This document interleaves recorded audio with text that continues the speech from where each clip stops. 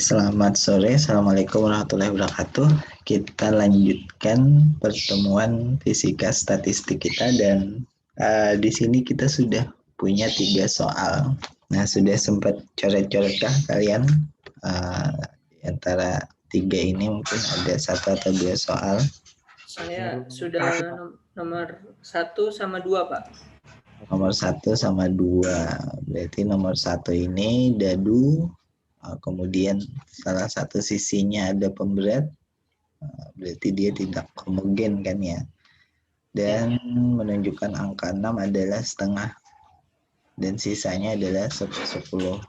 Berarti kalau kalian coba cek ini total peluangnya berapa. Jadi kalau 6 itu setengah 1/2 ditambah sisanya kan ada 5 tuh. 5 kalikan 1/10. Nah ini benar nggak hasilnya sama dengan 1? Benar kan ya, ini sama dengan 1. Berarti soalnya tidak keliru. Nah hitunglah nilai rata-rata jumlah titik setiap lemparan. Nilai rata-rata dari jumlah titik. Berarti memang Fn-nya adalah sama dengan N. Dan N ini adalah jumlah titik dari dadu yang menghadap ke atas. Maksudnya kan gitu. Kalau ditanya nilai rata-rata, kemarin rumusnya bagaimana? Kita punya F rata-rata. Sigma N PN. Sigma N PN. PN. N besar, N kecil. N besarnya di mana? Sini.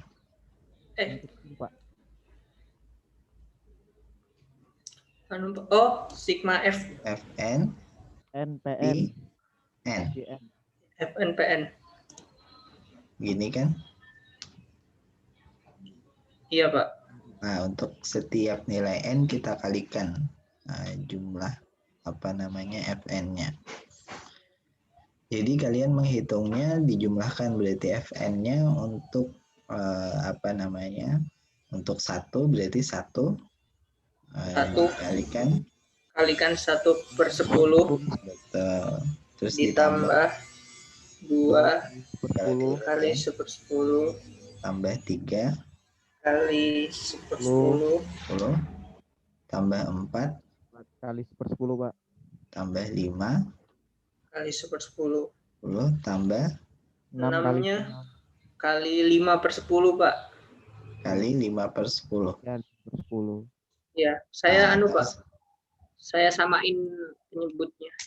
Oh iya. Biar gampang hitungnya.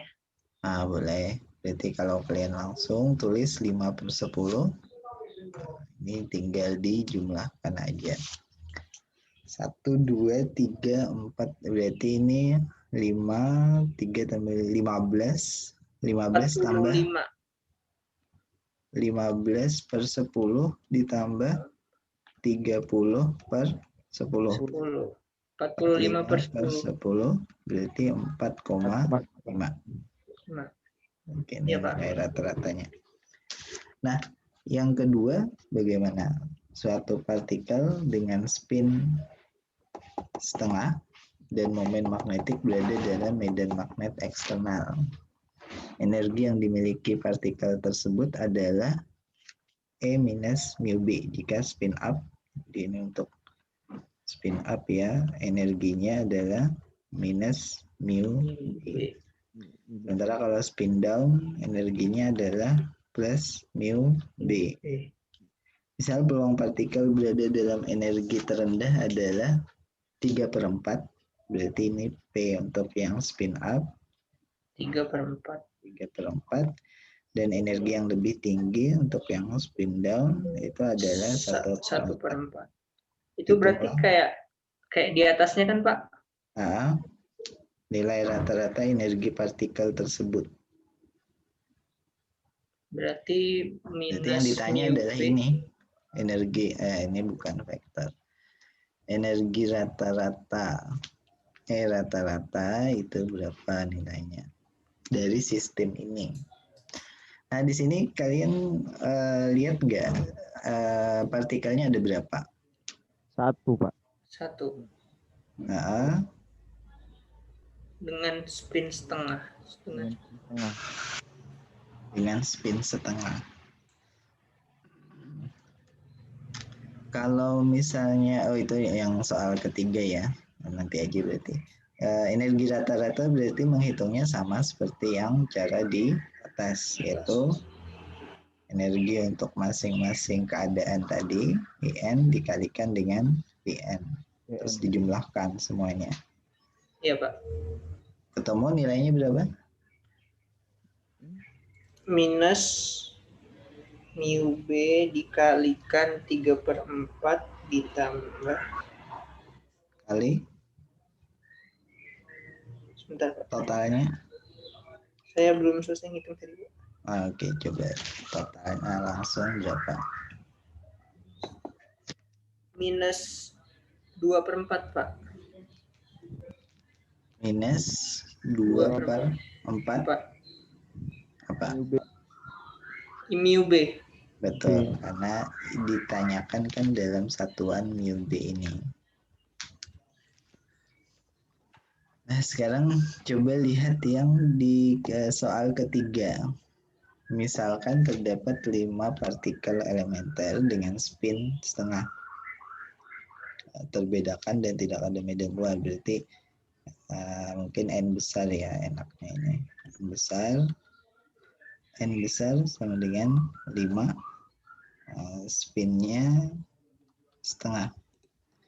Hitunglah peluang 4 partikel N kecil, berarti 4 ini up, dan yang lainnya adalah 1.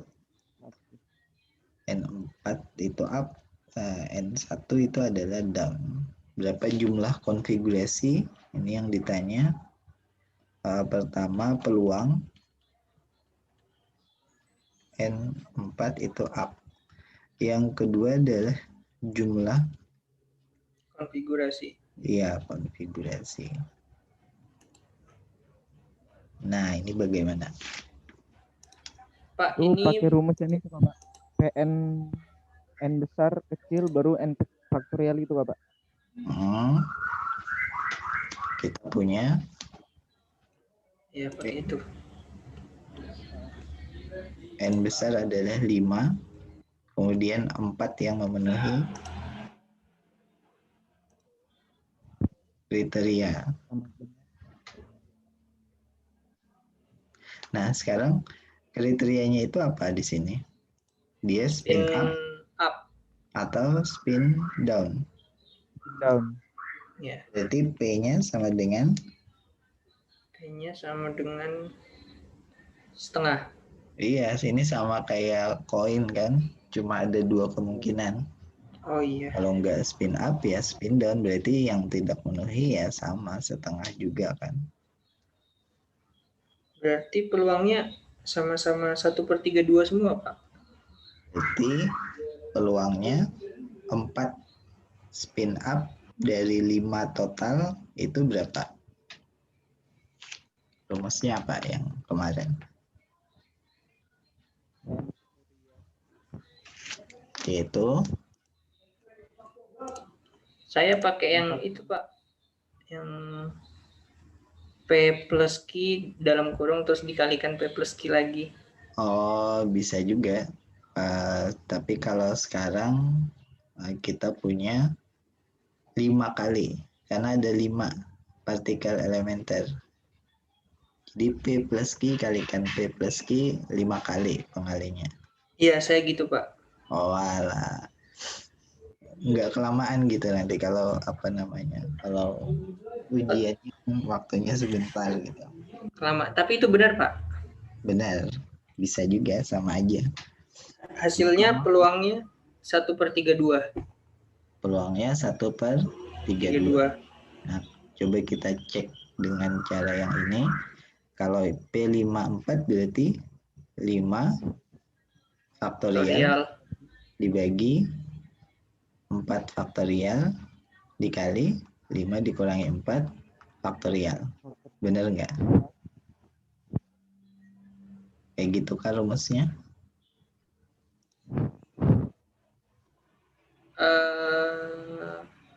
Benar Pak. Kemudian di sini setengah pangkat N besar kurang N kecil. Iya, Pak. N besar kurang N kecil, yaitu 5 dikurangi 4. 4. Terus setengah dikalikan setengah pangkat N kecil. N kecil. 4. Ya. Oke. Nah, ini ada berapa faktorial? 5 dibagi 4 faktorial kan coret di atas. 5 dikurangi 4 kan 1. Ini ada 1 berarti. Kemudian dikali setengah pangkat 1. Setengah kan? Setengah pangkat 4 berarti 1 per 16. 2 kali 2 4 kali 2 8 kali 2 16. Betul. Terus ini 5 dikali berarti berapa ini? 1 per 32. Nah, peluangnya berarti berapa? 5 per... Oh iya, 5 per 32. 5 per 32 kan ya. Sementara jumlah konfigurasi? Ada 6, Pak. Masa? Kalau di sini jumlah konfigurasi ada 5. Nah, 5. Oh, karena, bentar Pak. Ada yang sama. Iya berarti 5, Pak. Karena di suku bagian depan kan. Nah, ini artinya kalau kalian sudah dapat nilai peluang, jumlah konfigurasi udah tahu pasti. Karena dia suku yang di depan ini. Oh, iya Pak. Nih, Itu pasti Pak ya? Iya, pasti kayak gini. Jadi selalu bertahap ya, supaya kelihatan suku yang di depan ini, yang faktorial ini adalah jumlah konfigurasi, sementara yang di belakang ini adalah pengalih untuk menghitung peluang. Nah, tapi peluangnya bukan 1 per 32 ya, tapi dikalikan dulu. Jadinya kita ketemu 5 per 32.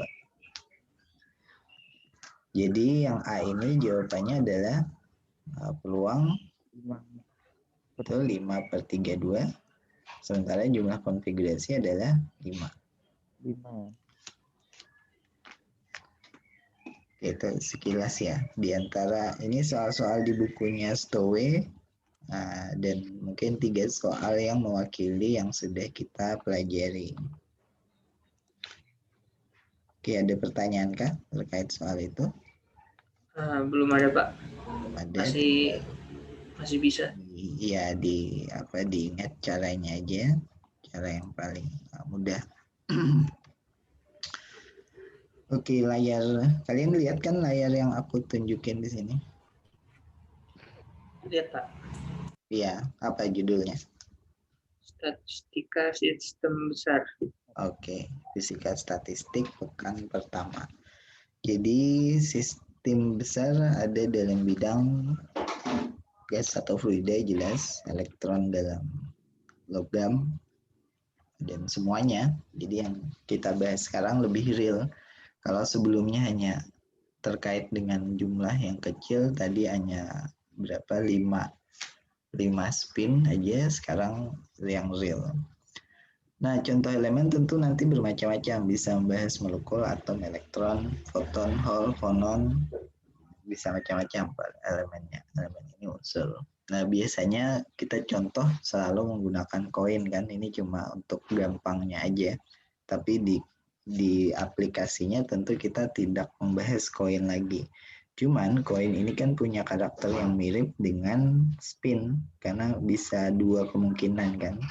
Sisi gambar atau sisi angka, sama seperti spin, bisa up ataupun down. Nah, ketika kita membahas sistem yang jumlah elemennya besar, banyak, bilangan Avogadro itu kan 10 pangkat 20-an misalnya, dan tidak mungkin kita menghitung kayak tadi secara satu persatu. Tadi kan kita ngitung nih rumus P. Jadi P jumlah total di sini katakanlah 1000, dihitung peluang 2 memenuhi. Nah, ini kan berarti rumit banget karena kita 1000 faktorial, walaupun di bawahnya ada 1000 dikurangi 2, berarti 998 faktorial kan ya. Di sini tetap aja kita ngitung ini dicoret, tetap aja kita ngitung 1000 di depan, kemudian dikalikan nanti pangkatnya. Nah ini udah tidak mungkin kita hitung satu persatu. Nah dan juga di satu sisi untuk sistem besar kita tidak lagi tertarik menghitung nilai peluang satu persatu. Ini kan nilai peluang satu persatu nih contohnya 0 memenuhi, 1 koin memenuhi, 2 koin memenuhi, dan seterusnya kan. Tapi kita tertarik pada besaran lain yang lebih menggambarkan sistem secara keseluruhan. Nah, besaran apa sajakah itu? Yang pertama adalah nilai rata-rata, yaitu N kecil ada bar di atasnya, ini nilai rata-rata. Dan ketika menghitung nilai rata-rata, rumusnya sangat gampang, yaitu P dikalikan N besar. Nah, dalam hal ini P tentu adalah nilainya berapa?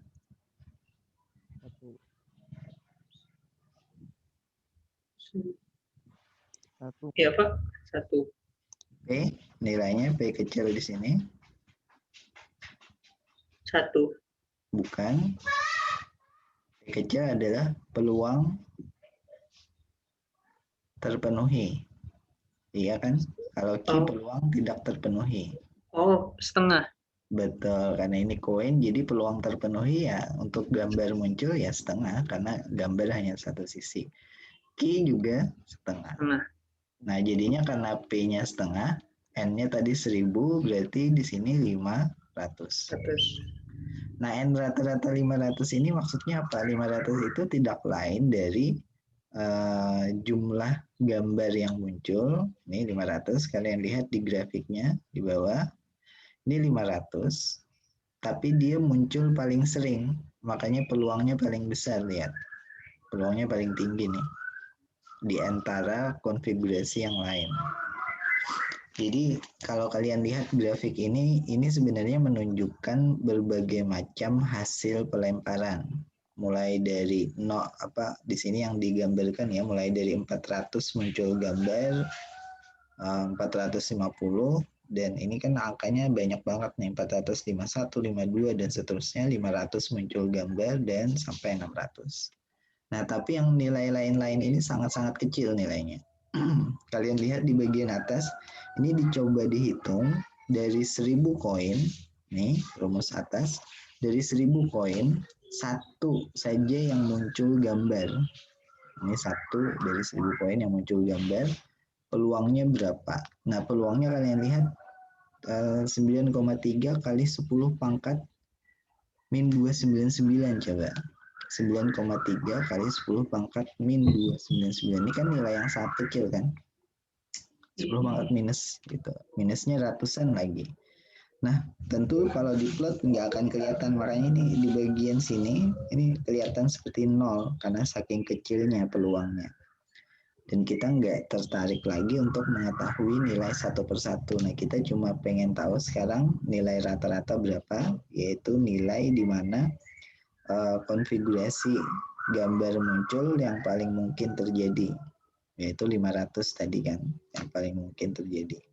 Jadi kalau ditanya N rata-rata atau nilai rata-rata itu menunjukkan apa, yaitu menunjukkan konfigurasi yang paling mungkin terjadi. Karena kenapa? Karena di N500 peluangnya maksimum nih. Maksimum 0,025. Nah, yang paling mungkin terjadi memang 500, tapi tidak selalu 500 koin muncul gambar. Pasti dia kalau dilempar lagi ada variasinya. Nah, variasi itu kita sebut di sini sebagai fluktuasi di sekitar nilai rata-rata atau sigma kecil. Ini kan sigma. Kalau sigma besar itu ini simbolnya. Kalau sigma kecil yang kayak gini, kayak tau gitu. Nah, sigma kecil ini dihitung dari akar N besar, dalam hal ini N-nya 1000, dikalikan P, P-nya setengah, Q-nya juga setengah. Jadi 1000 dikalikan 1/4. 1000 dibagi 4. 1000 dibagi 4 berapa? Berarti 250 ya. 250, tarik akar. Akar dari 250. Nah, ini 1/2 1/4 dikalikan N-nya. N-nya berapa sih di sini? N-nya 1000 kan ya? Tapi nggak sama nih dengan yang ini. Sigma 16.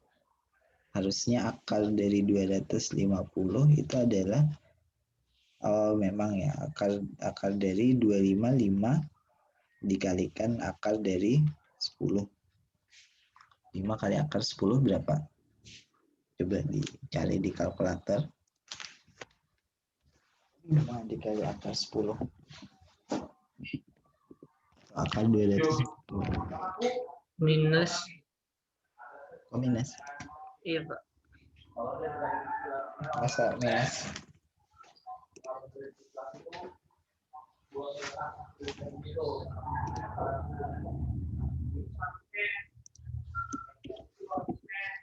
Sebentar, Pak.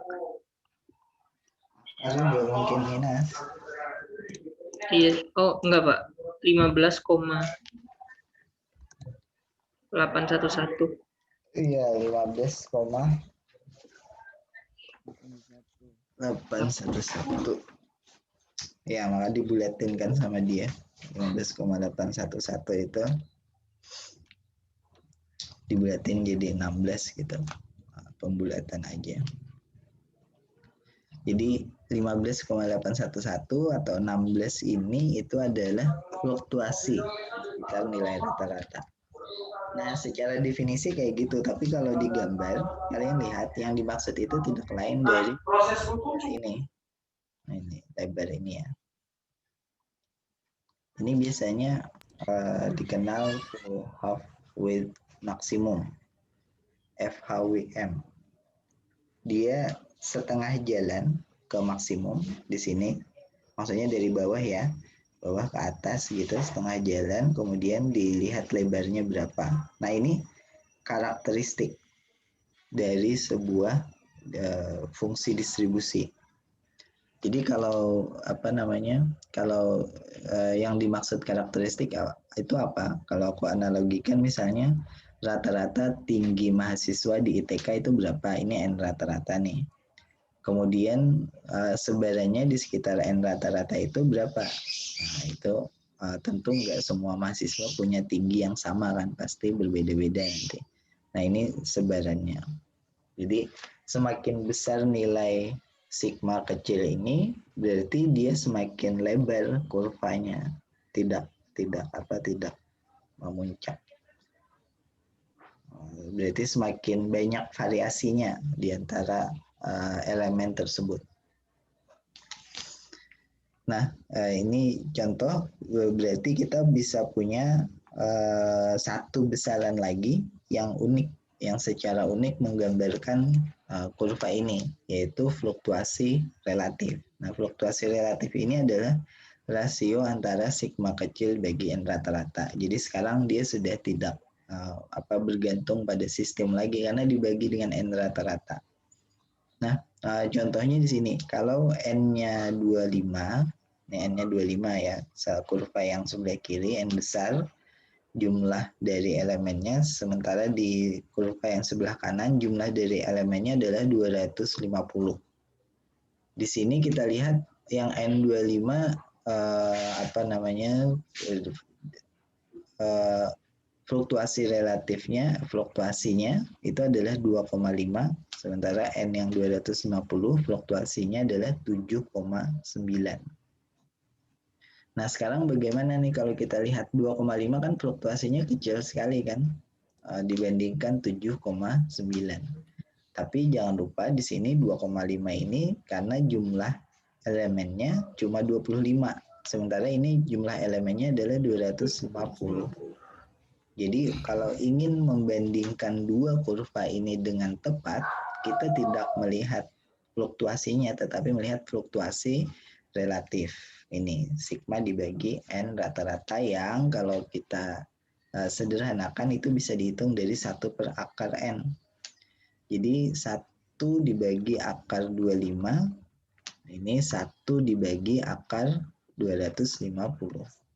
Nah, akar 250 kan tadi 16 kan ya kalau di kalau disederhanakan, bener kan ya? 16. Nah, saat ini 1/25, 1/5.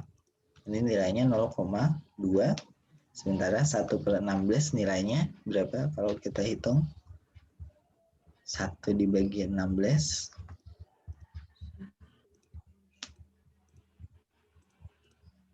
0,0625. 0,0625. Nah, kalian lihat sekarang fluktuasi relatifnya jauh lebih kecil yang 250. Jadi kalau kita hanya membandingkan fluktuasi saja, kita akan keliru mengambil kesimpulan. Oh, sebarannya yang paling besar kita bilang yang N besar 250, kenapa? 7,9 Pak gitu. Anunya fluktuasinya. Padahal ini karena jumlah elemennya banyak 250, maka fluktuasi relatifnya sebenarnya sangat kecil dibandingkan yang N25 fluktuasinya 0,2. Artinya sebenarnya untuk untuk dua kurva ini yang sebarannya paling kecil itu adalah yang N250 dibandingkan N25. Kenapa? Karena fluktuasi relatifnya lebih kecil nih, 0,0625 dibandingkan 0,2. Jadi kayak gitu ya cara membandingkannya, ya, fluktuasi relatif. Nah, di bukunya Stowe itu ada beberapa contoh. Misalnya di sini ini aku terjemahkan ya, kalian sambil coba pahami kalimatnya. Misalnya sebuah sistem terdiri dari 100 molekul di dalam ruang kosong. Berapakah rata-rata jumlah molekul di sepertiga bagian depan? Ini in the front third dari ruangan. Jadi kalau kita punya ruangannya, ini ruangannya, kita bagi 3. Nah, di sini maksudnya, di sepertiga bagian depan. Dan di dalamnya ada 100 molekul. Jadi totalnya adalah N dengan 100 molekul. Standar yang diminta adalah nilai rata-ratanya berapa, N rata-rata, kemudian standar deviasinya, ini sigma tadi, kemudian fluktuasi relatifnya. Fluktuasi relatif tadi simbolnya, nggak ada simbol khusus ya, dia simbol standar deviasi dibagi N rata-rata. Jadi ada 3 nilai yang diminta. Nah, N rata-rata gampang kita lihat aja. P kecil dikalikan N. Nah, karena yang ditanya tentang sepertiga bagian depan ya ruangan, berarti yang nilai memenuhi yaitu P tentu sepertiga. Sisanya adalah tidak memenuhi kriteria, itu 2/3. Nih, ada 2 ruangan, tengah dan belakang tidak memenuhi kriteria. Oke, kalau begitu P sepertiga kalikan N besar 100, 33,3. Nah, arti dari 33,3 ini apa?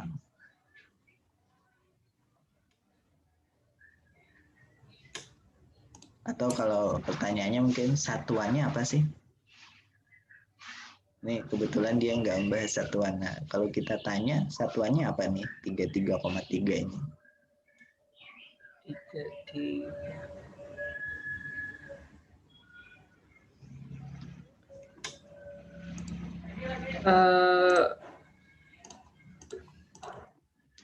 Nilai rata-ratanya Pak? Mol, Pak. Satuannya? Mol. Mol. Itu molekul kan Pak yang 33,3? Ya, satuannya adalah molekul. Molekul. Ya, bukan mol ya. Kalau mol nanti bilangan mol. 33,3 molekul. Nah, maksudnya apa 33,3 molekul ini? Itu yang ada nilai rata-rata dari jumlah 100 molekul yang ada di sepertiga depan ruangan. Oke, nilai rata-rata itu 33,3 maksudnya apa berarti? Berarti rata-rata ada 33 molekul, Pak, di depan ruangan. Oke, kalau rata-rata ada 33,3 molekul di sepertiga bagian depan ruangan, maksudnya apa? Ingat yang pembahasan kita di depan tadi? Berarti, tadi kan nih 500 kan? 500 kita bilang. Kenapa nilai rata-rata 500? Karena peluangnya paling tinggi. Paling banyak muncul. Iya, paling banyak muncul atau kita sebut peluangnya paling besar. Jadi peluang paling besar, peluang terbesar itu adalah kita akan menemukan 33 di sini. Ini peluangnya paling besar. Oh. Tidak mesti ya kita dapatkan 33 molekul, tidak mesti. Tapi peluang terbesar kalau kita ukur berulang kali, kita akan temukan 33 molekul. Nah, itu maksudnya nilai rata-rata ini di sini. Jadi kita beranjak dari definisi yang sederhana, nilai rata-rata apa, itu kan masih ambigu nilai rata-rata. Nah, kita hubungkan dia dengan konsep peluang. Jadi peluang terbesar untuk menemukan molekul di sepertiga bagian depan ruangan, kita akan menemukan 33 molekul. Mungkin nggak kita temukan ada 25 molekul di bagian depan ini? Mungkin, Pak, cuma mungkin tapi peluangnya kecil. Jadi dan kita nggak tertarik lagi kan menghitung 20 di antara 100 kita ngitung 25. Ini hitung ini nggak ada lagi kita ceritanya gitu. Karena ini udah sistem besar. Cuman kalau ditanya mungkin nggak, mungkin berapa bisa dihitung dari yang sebelumnya itu rumusnya. Tapi kita biasanya nggak menanyakan itu. Nah, jadinya peluang terbesar itu terkait dengan nilai N rata-rata. Nah, bagaimana nih fluktuasinya di sekitaran 33 ini? Jadi standar deviasinya bisa dihitung dengan rumus yang di atas tadi, akar N besar, PQ, ketemu 4,7. Berarti standar deviasinya itu bisa 33 bukan 33 ya, aku hitung langsung. Jadi nilainya itu adalah 38 ya, 38 udah sampai 33,3 dikurangi 4,7. 33,3 dikurangi 4,7 berarti 1,7. 1,7 dikurangi 0,3 1,4 berarti 28 ya, 28,6. Jadi fluktuasinya atau standar deviasinya itu kita bisa menemukan paling sering kita akan temukan dia berbeda-beda di sekitaran nilai ini. Kadang mungkin 28 di bagian depan, kadang mungkin 29 kah, kadang mungkin 37 kah di bagian depan. Ini fluktuasinya atau standar deviasinya. Jadi dari 28,6 sampai 38. Tentu ini dibulatkan ya, ini 29 misalnya. Karena 6 dibulatkan. Nah, itu maksudnya dari sigma kecil ini. Standar deviasi. Jadi kita bisa menemukan di bagian depan ruangan, bisa jadi nanti 29 kah, 30 kah, 31 kah, dan seterusnya sampai 38 mungkin juga. Nah, apakah mungkin 40?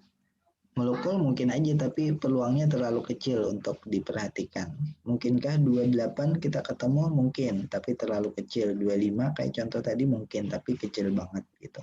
Jadi kita fokus di variasi yang 29 sampai 38. Dapat dari mana 29 sampai 38? Yaitu 33,3 plus minus 4,7. Nah, ini kan definisi biasa kan, N rata-rata plus minus standar deviasi. Ini kalau pengukuran kan kayak gini biasanya. Nah, yaitu nilainya terentang antara 29 sampai 38. Nah, tapi kalau kita ingin membandingkan antara sistem yang 100 molekul dengan sistem lain, misalnya yang 1000 molekul, jangan lupa kita nggak bisa bandingkan N rata-rata ataupun sigma.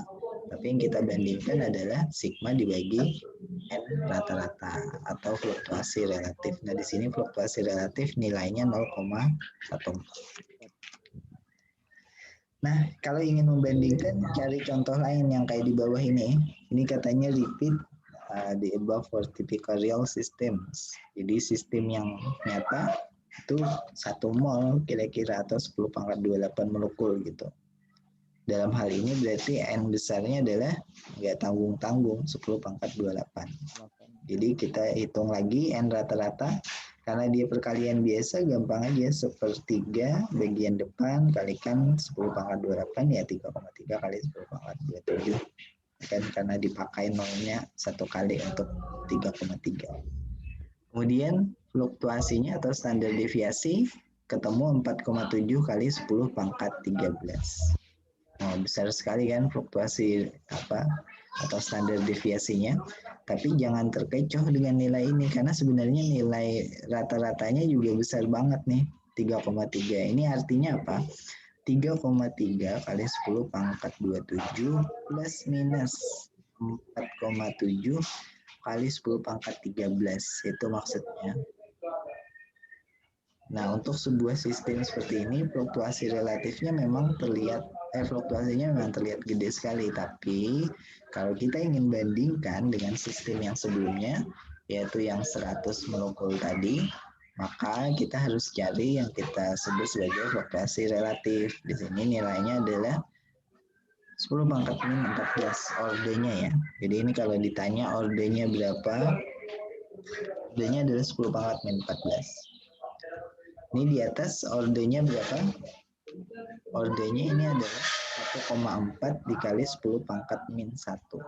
Ini order. Jadi ordernya kalau yang di atas 10⁻⁻1, kalau yang di bawah 10⁻⁻14. Nah, lebih kecil yang mana? Tentu yang lebih kecil adalah yang contoh di bawah ini, 10⁻28 molekul. Jadi bicara tentang sebarannya di sekitar nilai rata-rata, tentu yang paling kecil tersebar adalah yang jumlah molekulnya paling banyak, ini 10⁻28. Nah, ini maksudnya. Maksud dari, kalau kalian ingat slide yang sebelumnya, kita punya slide yang, nah ini.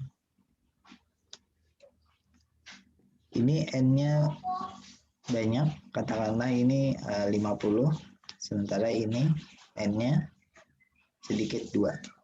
Nah, bagaimana dengan fluktuasi relatifnya? N rata-rata. Nah, ini pasti kecil banget. Katakanlah ini 0,1, sementara ini fluktuasi relatifnya, nah ini katakanlah di angka 1 misalnya. Nah, kalian lihat kan, yang dimaksud dengan fluktuasi relatif yang kecil banget itu adalah dia cenderung mengumpul. Ini dalam hal posisi ya, cenderung bisa ditebak posisinya di mana. Tapi kalau lalatnya atau ini cuma ada 2 binatangnya yang terbang, kita bingung dia itu ada di mana, dia bisa macam-macam nanti. Lintasannya kayak gini gitu. Yang satu ini juga kayak gini. Nah, kalau ada banyak, dia cenderung lebih mengumpul di satu posisi. Nah, itu kita bicaranya dalam fisika statistik secara kuantitatif itu adalah di fluktuasi relatif tadi untuk membandingkannya di antara 2 sistem ini. Jadi, paham ya maksud hubungannya kenapa kita mencari fluktuasi relatif.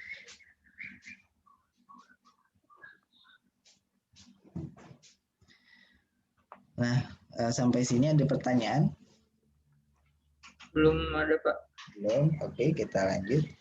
Nah, selain menghitung dengan cara tadi, manual maksudnya, kita juga bisa menentukan peluangnya. Nah, tapi peluangnya kan kita nggak mungkin ngitung faktorial lagi kan. Ingat tadi, kita ngitung faktorial peluang tadi. N faktorial besar, N besar faktorial dikali N faktorial kali N minus N kecil faktorial. Pi pangkat N kurang N, Q pangkat N misalnya kayak gitu ya. Atau kebalikannya aku lupa ini. Kita nggak akan ngitung kayak gini lagi. Tapi kalau sistemnya sudah besar, kita hitung pakai yang namanya distribusi Gaussian. Jadi ini ya distribusi Gaussian. P besar N kecil sama nih. Nah, ini P besar N kecil juga. Ada N besar kan di sini, cuma ini nggak dituliskan ada N besar, tapi sama aja sebenarnya. Jadi P besar N kecil dihitung dari rumus ini. Kita punya konstanta di bukan konstanta sih, tapi suku di bagian depan dikalikan eksponensial. Nah ini 1/akar 2pi, sigmanya di luar akar ya, jangan lupa ini 1/akar 2pi, sigmanya di luar akar, eksponensial minus N dikurangi N rata-rata dikuadratkan dibagi 2 sigma kuadrat. Nah N rata-rata tentu masih sama cara ngitungnya, sigma juga masih sama. Nah, jadi N rata-rata bisa masuk sini, sigma bisa masuk sini, ini N sigma juga.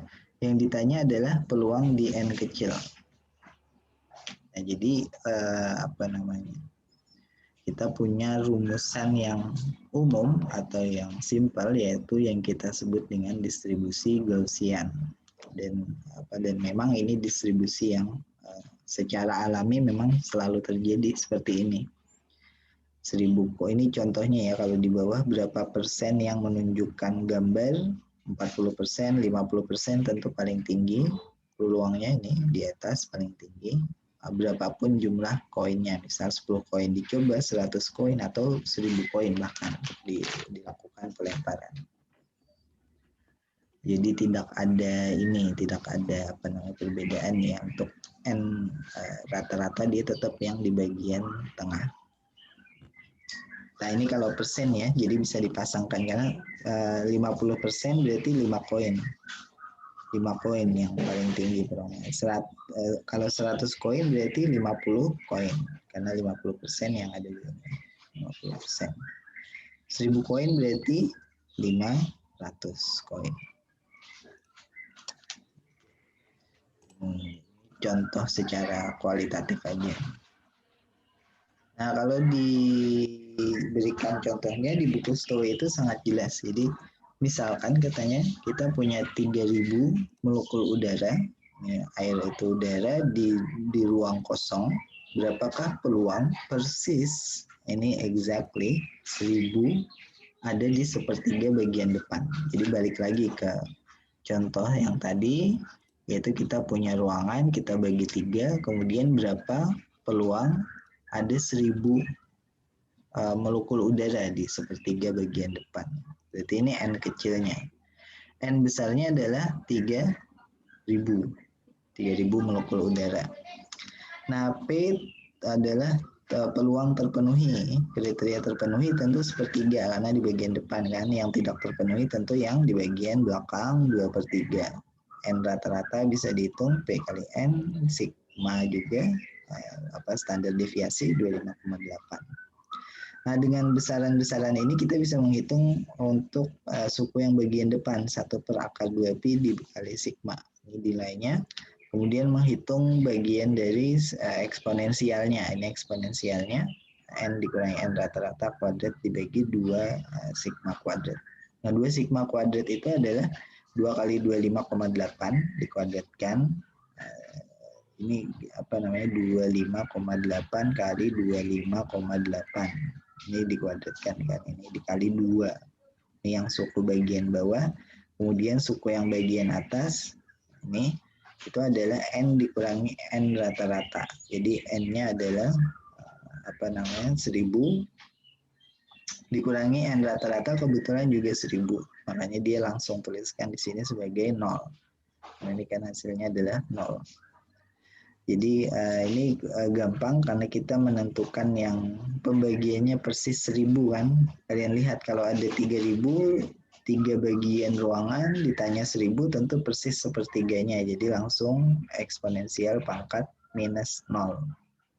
Eksponensial pangkat minus 0 setelah eksponensial pangkat 0 1 per 1 yaitu nilai maksimum. Nah, artinya apa? Peluang menemukan 1000 molekul udara di sepertiga bagian depan ruangan itu adalah 0,0155. Ingat, peluang maksimum itu berapa? Nilainya adalah 1. Betul, dan ini memang nilai yang sangat kecil 0,01, tapi ini yang paling gede nih peluangnya. Di antara kita menemukan misalnya bukan 3.000, bukan 1.000 misalnya, ini kalau contoh di bawah ya nanti. Ini adalah 1.100 misalnya.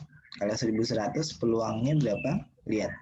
Peluangnya adalah sangat kecil, order 10⁻⁻⁶. Ini 1.100 di bagian depan ruangan. Bandingkan 10⁻⁻⁶ dengan 0,0155, tentu lebih besar ini kan peluangnya. Nah, itu artinya apa?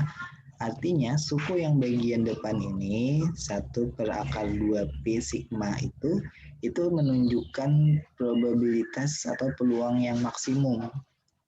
Ini kalian lihat kan di sini. Ini E⁻⁻0 ini kan 1 hasilnya. Jadi dia suku yang di depan aja.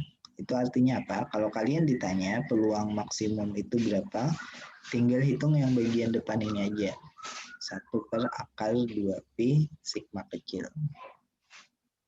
Jadi lagi-lagi yang bagian depan menunjukkan peluang maksimum. Nah, menariknya apa? Kenapa kita bahas peluang di sini? Karena dia berhubungan dengan entropi dan hukum kedua termodinamika. Ini urutannya. Ini kalau di bukunya mungkin loncat ya. Jadi kalau di buku Stowe kalian perhatikan setelah bab ini dia nggak langsung hukum kedua termodinamika atau entropi, tapi ada bab lain. Nah, tapi kalau kita membahasnya kita langsung ke bagian yang ini. Nah, apa hubungannya dengan ini entropi hukum kedua termodinamika? Kalau ini kan kita hanya review biasa nih interaksi antar sistem, thermal, mechanical, difusif. Seperti biasa DE, perubahan energi dalam sistem, ada perubahan kalor, perubahan akibat usaha, perubahan akibat perpindahan molekul. Kemudian ini ke jumlah jumlah keadaan, jumlah konfigurasi maksudnya 10⁻18, macam-macam untuk keadaan molekul dalam ruang. Energi internal dan jumlah keadaan setimbang, ini definisi ya. Kalau kita bilang dia setimbang berarti peluang berbagai macam konfigurasinya konstan, tidak berubah-ubah. Nah, peluang untuk masing-masing keadaan itu nilainya sama, yaitu 1/omega. Sementara omega sendiri adalah jumlah keadaan maksimum. Jadi omega adalah jumlah total keadaan. Ya, ini definisi yang pernah kita bahas juga sebelumnya. Ini total jumlah keadaan. Nah, masing-masing peluangnya sama. Nah, energi internal ini kalau kita membahas jumlah keadaan tadi, ini masih peluang, ini sama, jumlah keadaan ini peluang. Energi internal jumlah, ini jumlah keadaan yang tersedia, omega pangkat n dibagi n faktorial. Omega adalah keadaan yang masing-masing partikel. Ini rumusannya, ini rapat keadaan. Aku pengen lihat dulu ke sini mungkin ya. Ini. Jadi kita menghubungkan sebenarnya peluang ini dengan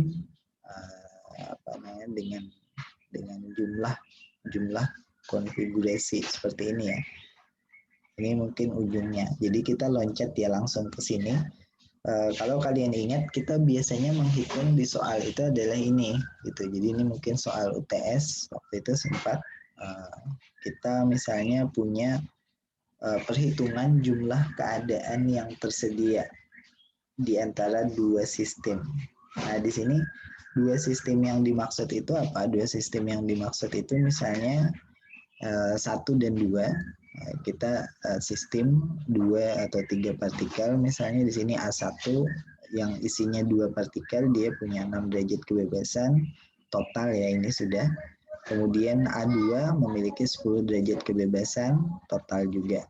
Nah, menurut rumus yang sudah baku, omega, ini omega kecil nih, omega adalah E1/3 dan omega adalah E2/5.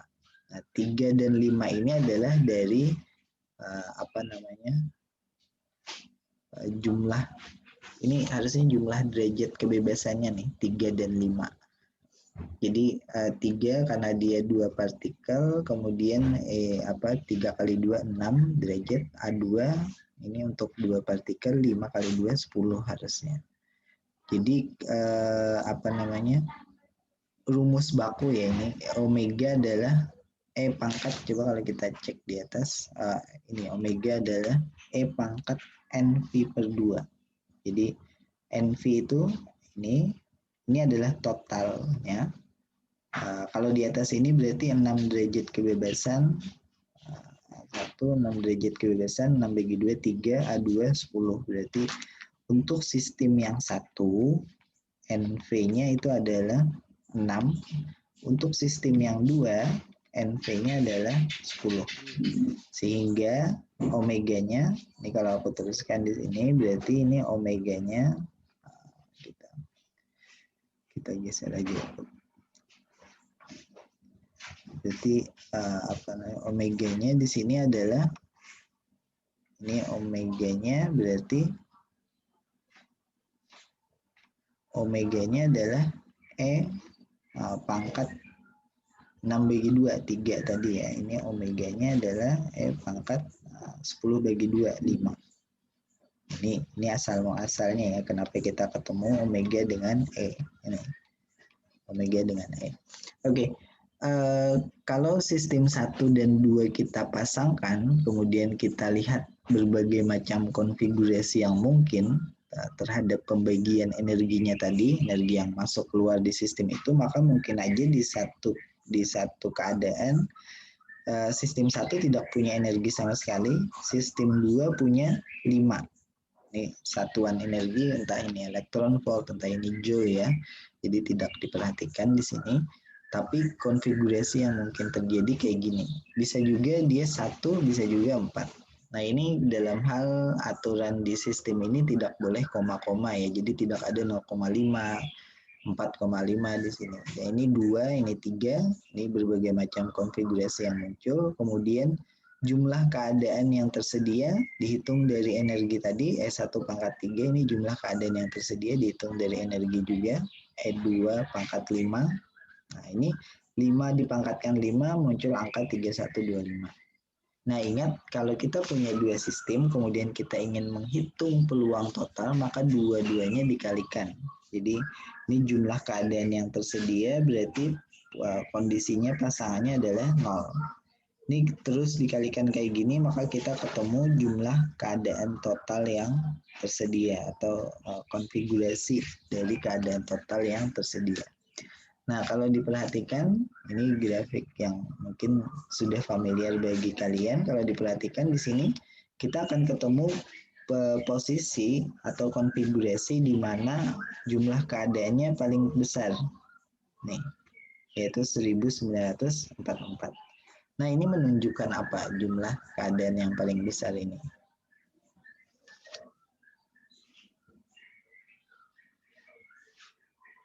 Pengertiannya apa?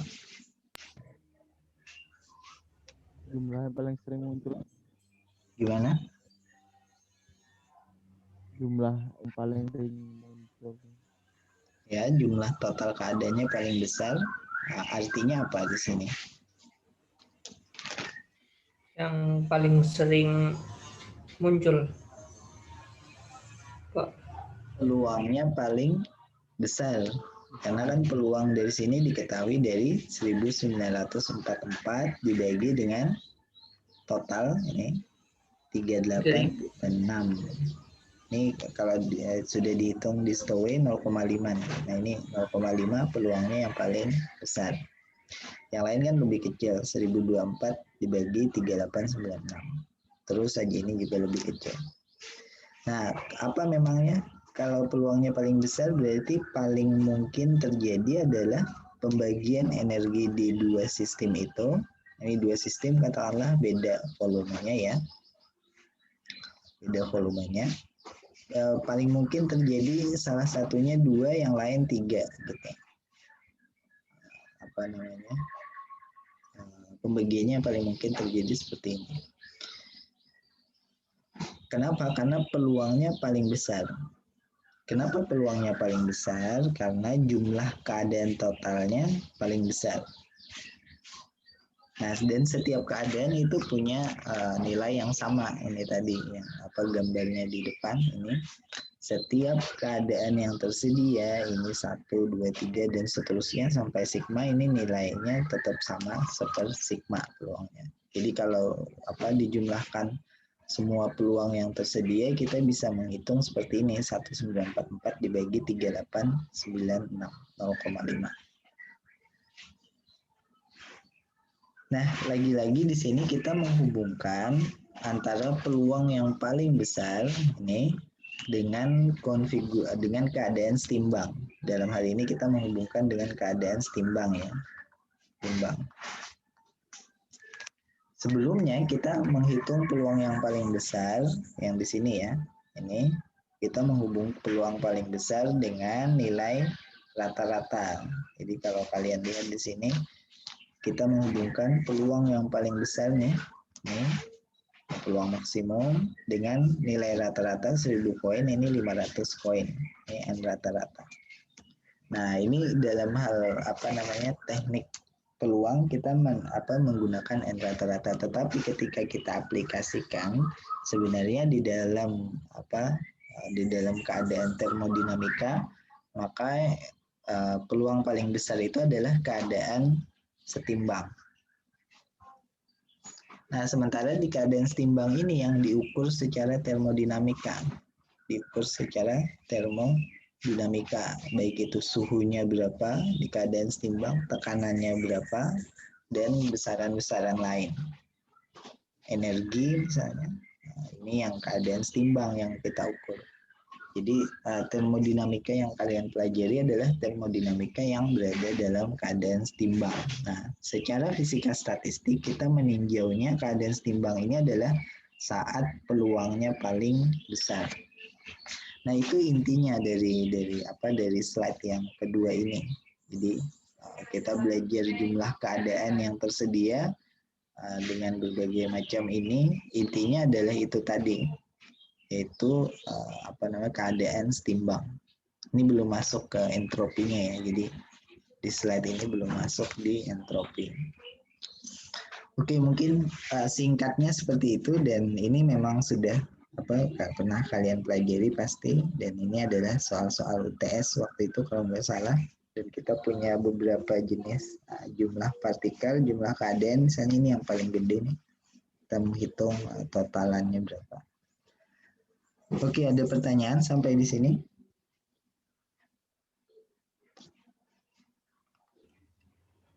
Jadi yang saya belum ada, Pak.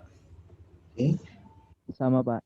Jadi yang ingin aku tekankan supaya kalian ingat adalah peluang yang paling besar itu menunjuk pada keadaan setimbang secara termodinamika, sehingga kita bisa mengukur besaran tertentu, suhu, tekanan, energi misalnya. Nah, diingat. Pak, kalau yang tadi Pak, yang jumlah konfigurasinya konstan itu juga setimbang kan Pak? Jumlah konfigurasinya konstan. Yang di atas tadi. Yang di terus ini itu Pak. Ya. Peluang berbagai macam konfigurasi. Betul, peluang berbagai macam konfigurasi elemen itu konstan. Jadi maksudnya ini nih, nilai ini nih, nilai 0,5 ini nggak berubah. Nilai 1024 nih ada juga kan peluangnya, peluang 1024 dibagi 3896, ini ada nilainya. Nah, ini konstan nih, nilai ini konstan tidak berubah.